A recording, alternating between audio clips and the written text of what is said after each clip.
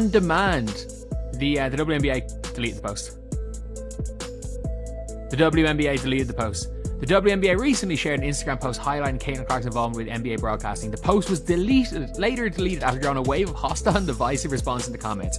That reaction becoming increasingly familiar whenever Clark is promoted. A segment of the conversation shifts away from accomplishments towards argument who else deserves recognition. It is embarrassing.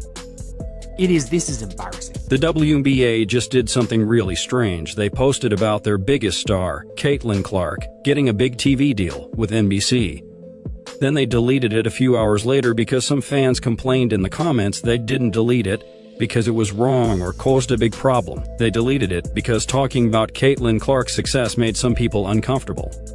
Ken Swift, who works at NBC Sports, said it clearly on Twitter, "We all know that Caitlin just doesn't sit well with other players and legacy WNBA media. Every time Caitlin gets something good, a magazine cover, shoe deals, breaking records, big wins, the same thing happens.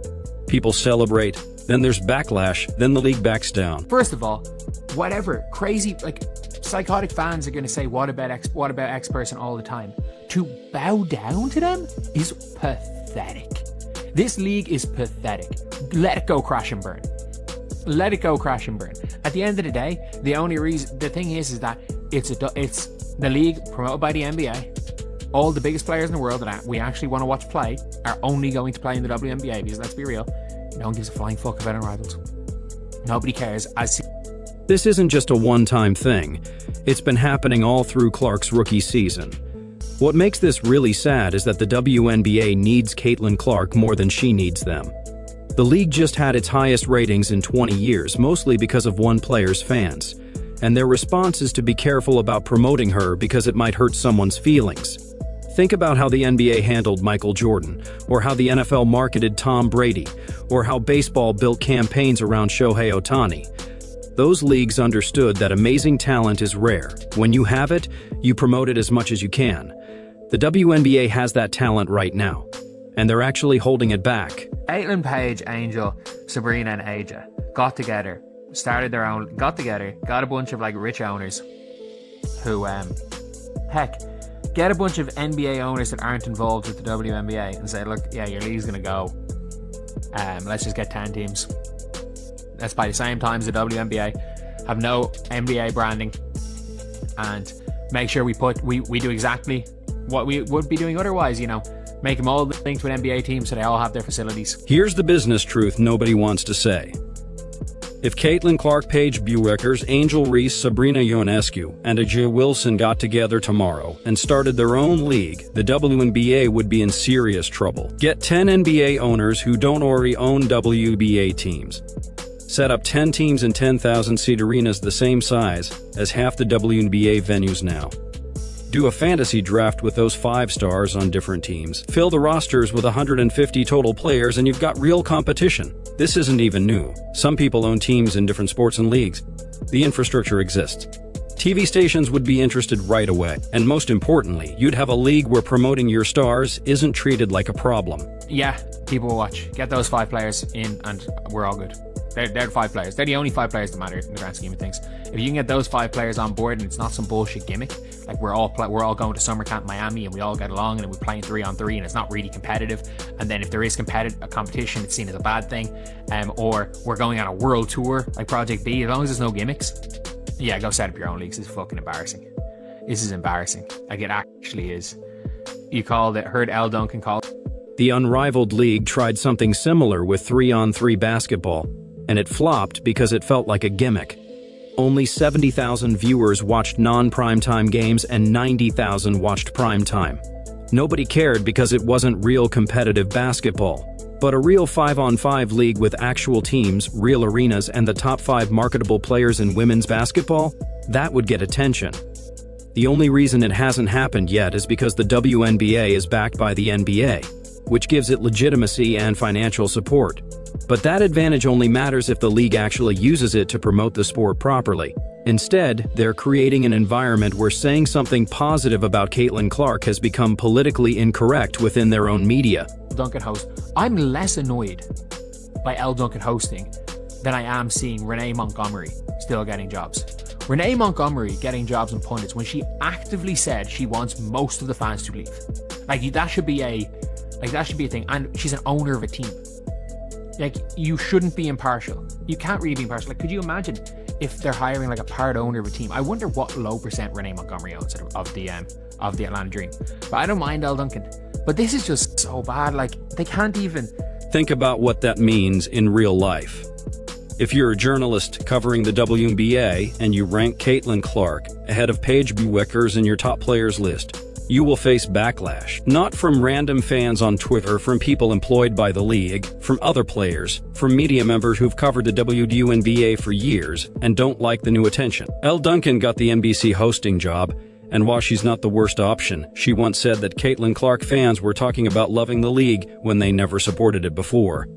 As if bringing in millions of new viewers was somehow a bad thing, as if growth was suspicious. That's the mindset that controls WNBA media coverage right now. But at the end of the day, like, it could be like, imagine if you said LeBron was the GOAT, you weren't allowed to work with any of these networks. Could you imagine? Like, it's almost the equivalent to that in the LeBron Jordan debate. Except now it's, if you think Caitlin Clark is better, this is my favorite part about this. If you think Caitlin Clark is better than Paige Bueckers, you're racist. That's one of the narratives. And my favorite thing is you just see them beside each other and I'm like, am I missing something here? The comparison to LeBron James and Michael Jordan is helpful here. Imagine if during LeBron's peak, every time ESPN posted about him, they had to delete it because fans complained that other players deserved recognition too. Imagine if ranking LeBron as the greatest of all time got you banned from NBA media credentials. It would be ridiculous. The entire sports media world is built on debate, on ranking players, on celebrating excellence even when it's controversial. But in the WNBA, that normal sports talk has been called problematic. And the really sneaky part is how it gets turned into a race issue. If you think Caitlin Clark is better than Paige Bueckers, some people in WNBA media will call you racist. Never mind that you're comparing two white players. Never mind that you're basing it on stats, achievements, and impact. Just the accusation is enough to make people stay quiet. Oh yeah, but like, you know, Paige gave that speech all those years ago. I'm like, well, Caitlin Clark said word for word the same thing in the Time magazine article. Essentially word for word the same thing. Caitlin Clark has given her Paige Bueckers ESPY speech 50 million times. But it's just that, you know, it's just that one, I don't even get it. Look at them side by side. Paige Bueckers gave a famous speech years ago about using her platform to help others. Caitlin Clark said basically the exact same thing in her Time magazine feature. But only one of them gets credit for it. Only one is allowed to be celebrated without immediate backlash. And the league wonders why growth has been so hard. Alternative media has become really important because of this independent creators, YouTube channels, podcasts. They're the only places where you can have an honest conversation about WNBA talent without walking on eggshells.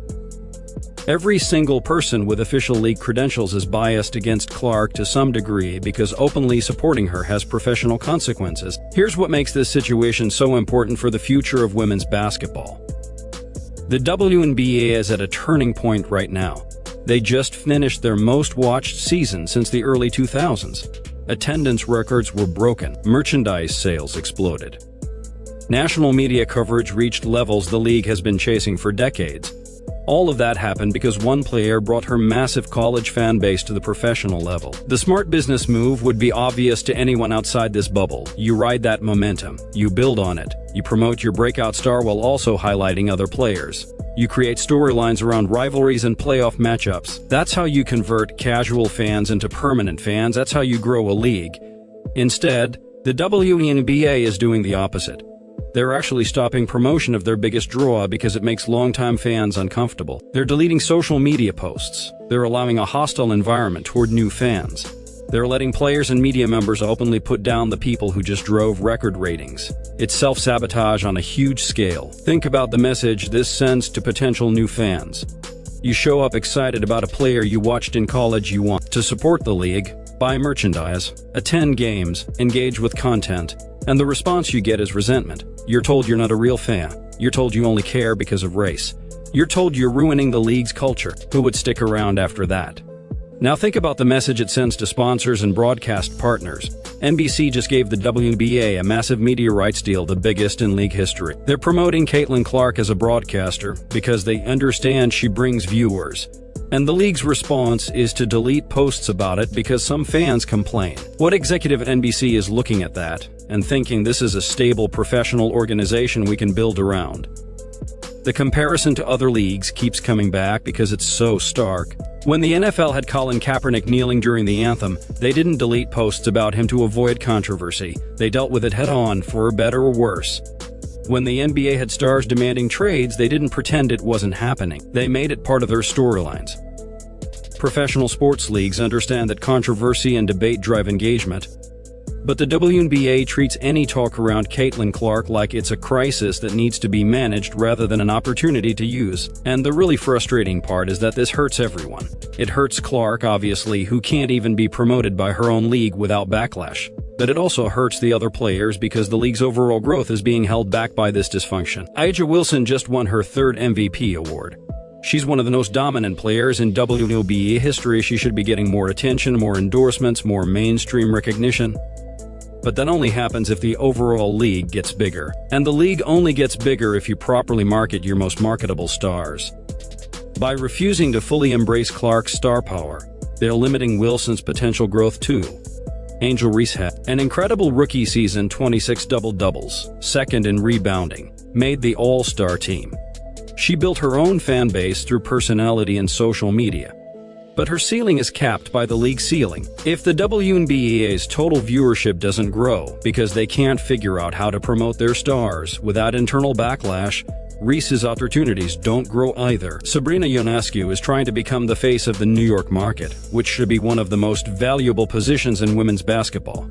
But the Liberty play in a city where you're competing with the Knicks, the Nets, the Yankees, the Mets, the Rangers, the Islanders. You need every advantage you can get. And one of those advantages should be a rising tide that lifts all boats. Instead, the league is actively drilling holes in the hull. The May 8th season opener can't come soon enough, because at least then we can talk about actual basketball again, instead of this organizational mess. Indiana Fever versus Dallas Wings.